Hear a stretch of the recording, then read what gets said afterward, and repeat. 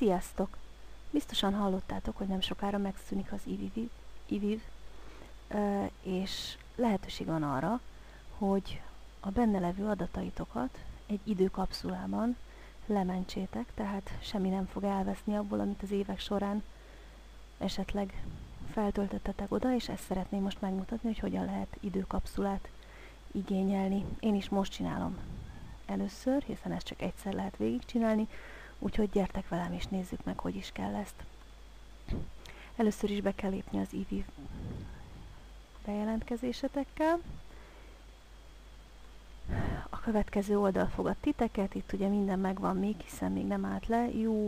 Június 30-án törlik az adatot, az igényléseket június 25-éig lehet leadni. Itt a felső menüt sorba lehet egy ilyet látni, hogy adatok mentése. Erre kell rákattintani. Itt szépen leírja, hogy mi fog történni.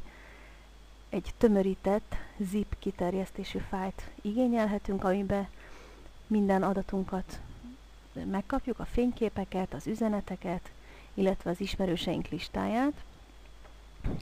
És ki is választhatjuk, hogy mind a hármat szeretnénk, vagy esetleg van, amit nem szeretnénk. Amit nem szeretnénk, azt ki lehet innen venni a pipát.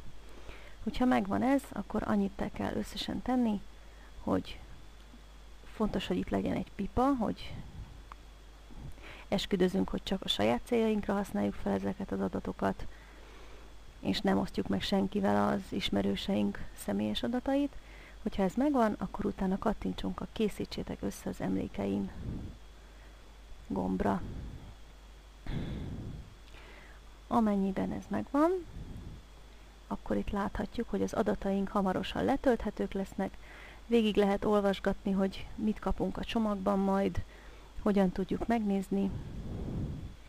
Ugye majd fogunk kapni egy tömörített fájlt, amit ki lehet csomagolni, és utána szépen a böngészőn keresztül offline, azaz internet kapcsolat nélkül is lehet böngészgetni, hogy mi történt benne.